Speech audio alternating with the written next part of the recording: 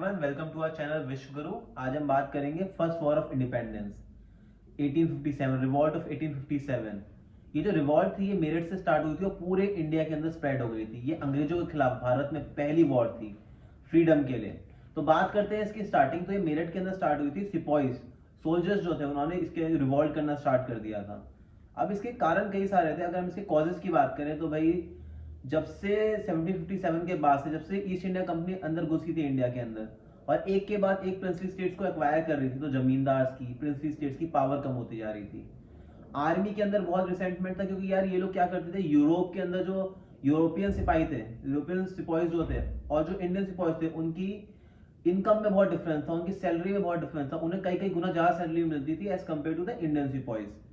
इसके अलावा जो जमींदार से उनकी जमीनें जबरदस्ती छीनी जा रही थी, लोगों से टैक्सेशन के नाम पे उनकी जमीनें, उनकी प्रॉपर्टी छीनी जा रही थी। तो इस कारण और काफी सारे और कारण भी थे, बहुत सारे रिसेंटमेंट थे लोगों के अंदर। तो हुआ कि भाई रिवॉल्ट ऑफ 1857 जब स्टार्ट हुई तो इसका एक इमीडिएट कॉज था, वो ये था कि इन्होंने नई कार्टेजेस मतलब नई राइफल्स इंट्रोड्यूस करी जिसका नाम था एनफील्ड राइफल्स। अब ये जो राइफल्स थी, ये कहा जा रहा था, एक र्यूमर थी कि जो इसके कार्टेजेस बने हुए हैं वो ग्रीस करे गए हैं fats of pig and cow.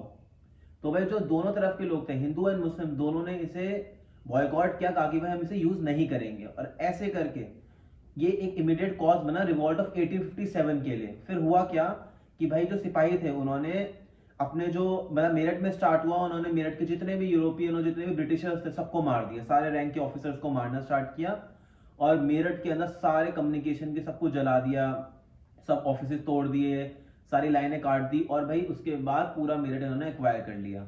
फिर ये पहुंचे दिल्ली। बहादुर शाह जफर थे वहां पे, उन्होंने बहादुर शाह जफर बहुत ओल्ड हो चुके थे, बहुत बूढ़े हो चुके थे और बस नाम के राजा रह गए थे। वो बहादुर शाह जफर के पास जाते हैं सिपाही, तो बोलते हैं कि भाई हमने अंग्रेजों के खिलाफ युद्ध स्टार्ट कर दिया है, आप हमें अपनी ब्लेसिंग्स दें और आपके नाम में हम ये वॉर लड़ेंगे, आप ही हमारे एम्परर हैं। तो बहादुर शाह जफर जी जो थे उनके पास बहुत कम ऑप्शन थे। उन्होंने कहा हाँ ठीक है, पहले तो मना करा पर उन्होंने फिर इवेंचुअली हाँ कर दिया और उनके लीडरशिप में ये वॉर लड़ी गई। अब हुआ क्या कि भाई धीरे धीरे पूरे इंडिया मतलब काफी पार्ट्स ऑफ इंडिया में स्प्रेड हो गए, मतलब कई जगह इंडिया के जगहों पे ये मूवमेंट स्प्रेड हो गई और ये लोग जो प्रिंसली स्टेट से राजा थे वो सब लोग और लोकल लोग एक साथ आ गए, उन्होंने रिवॉल्ट कर दिया ब्रिटिशर्स के अगेंस्ट। जैसे झांसी के अंदर रानी लक्ष्मीबाई और कानपुर के अंदर नाना साहिब जो पेशवा बाजीराव सेकंड के एडॉप्टेड सन थे। इसके अलावा लखनऊ के अंदर बेगम हजरत महल और काफी सारे लीडर्स, जमींदार, सब लोग एक साथ आना स्टार्ट हो गए और मोस्ट प्रोबेबली मतलब जो सबसे ज्यादा लोग आए वो आए थे नॉर्मल सिटीजन, नॉर्मल पॉपुलेशन। और इन सब ने भाई पूरा रेबिलियन कर दिया और जितने भी मतलब ब्रिटिश ऑफिसर से सबको मार दिया, उनके ऑफिस तोड़ दिए, कोर्ट तोड़ दिए, रेवेन्यू ऑफिस तोड़ दिए, कम्युनिकेशन सारा हट गया। और फाइनली ऐसा हुआ कि इन सब लोगों की लीडरशिप के अंदर और एक इतना बड़ा मास पॉपुलेशन के रेबिलियन के बाद ब्रिटिशर्स एक तरफ से ऐसा लगना स्टार्ट हो गया सब भाग गए या फिर मर गए। और कुछ टाइम के लिए ऐसा लगना स्टार्ट हो गया था कि भाई इस रिवॉल्ट ने ब्रिटिशर्स को हमेशा के लिए यहाँ से भगा दिया है। जश्न मनने स्टार्ट हो गए थे पूरे इंडिया में, अलग अलग कोर्ट्स एस्टेब्लाइज होनी स्टार्ट हो गई थी और एक प्रिपरेशन चल रही थी वॉर के लिए और ऐसा लग रहा था कि ब्रिटिशर्स गए अब। बट हुआ क्या कि जो वॉर थी इसके काफी ज्यादा कुछ लूप होल्स थे। तो हम लूप होल्स के बारे में बात करते हुए सबसे पहले बात करते हैं कि फिर से ब्रिटिशर्स आए 1858 के अंदर और कई जगह से उन्होंने फिर से अटैक करा और फाइनली इन सारे किंगडम्स को एक एक करके हराया और एक्वायर कर लिया और फिर से ब्रिटिशर्स जो थे इन्होंने पूरे इंडिया के ऊपर कब्जा कर लिया। उसका अब रीजंस क्या था कि भाई ऐसा क्यों हुआ, तो उसका सबसे पहला रीजन ये था कोई सेंट्रल लीडरशिप थी ही नहीं।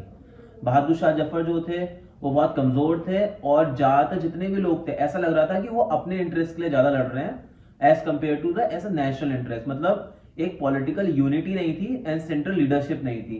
राजा जो अपने किंगडम्स के लिए ज्यादा लड़ रहे थे। सेकेंडली बहुत से बड़े जमींदार और प्रिंसली स्टेट्स ने लड़ने से मना कर दिया था। इसके अलावा जो मेन रीजन है कि वो ये है कि भाई पुअर आर्म्स एंड इक्विपमेंट जो इंडियंस थे उन पे बहुत बेकार तरह के हथियार थे पुराने जमाने के, और जो ब्रिटिशर्स थे वो मॉडर्न इक्विप थे, मॉडर्न आर्म्स के साथ, इक्विपमेंट्स के साथ। तो ये भी उनके लिए एक प्लस फैक्टर था। सेकेंडली प्रॉपर कम्युनिकेशन और कोऑर्डिनेशन नहीं था इंडियंस के अंदर। एक रीजन में क्या चल रहा है वो दूसरे रीजन तक पता करते करते ही बहुत टाइम लग जाता था। इसके अलावा भी हम देखें तो बहुत सारे फैक्टर्स रहे कि भाई बहुत लोगों ने रिवॉल्ट में पार्टिसिपेट ही नहीं किया। अब आप ये समझे एक ही इंडिया की एक पार्ट में रिवॉल्ट हुई थी, मतलब सिर्फ 1/4 ऑफ एरिया में रिवॉल्ट हुई थी। बहुत सारी स्टेट्स जो थी वो रिवॉल्ट से बिल्कुल अनटच थी। इसके अलावा जो इंडियंस थे उनके पास कोई सेंटर एक अच्छी लीडरशिप नहीं थी। ऑल तो बहुत सारे हम लोगों को राजा और महाराजा देखे जिन्होंने इसमें अपना कॉन्ट्रीब्यूशन दिया, बट हाँ एक पॉलिटिकल यूनिटी की कमी थी प्लस कोऑर्डिनेशन एंड कम्युनिकेशन की कमी थी। तो ऐसे करके हम लोग ये वॉर जो था मतलब ये फेल हो गया। बट इस चीज के जो सबसे प्लस पॉइंट है इस वॉर का वो ये है कि इससे पूरे देश के अंदर ये बात एक नेशनलिज्म स्प्रेड करा। लोगों के अंदर एक नेशनलिज्म का आया है कि हम एक देश के हैं और हमें आजादी चाहिए। लोगों के अंदर कॉन्फिडेंस भी आया कि हाँ हम अंग्रेजों से लड़के आजादी जीत सकते हैं। और इसका काफी ज्यादा एक प्लस पॉइंट था कि भाई रिवॉल्ट ने लोगों के अंदर नेशन की भावना, नेशन के प्रति भावना को जगाया। बट हाँ जो इसके कॉन्सिक्वेंसेस थे, सबसे पहला कॉन्सिक्वेंसेस यही था कि भाई गवर्नमेंट ऑफ इंडिया एक्ट 1858 पास हुआ और ईस्ट इंडिया कंपनी को डिसॉल्व कर दिया और सीधे इंडिया का एडमिनिस्ट्रेशन ब्रिटिश क्राउन के हाथ में आ गया। और ब्रिटिश मतलब जो ब्रिटिशर्स थे उन्होंने बहुत ज्यादा चेंजेस करे।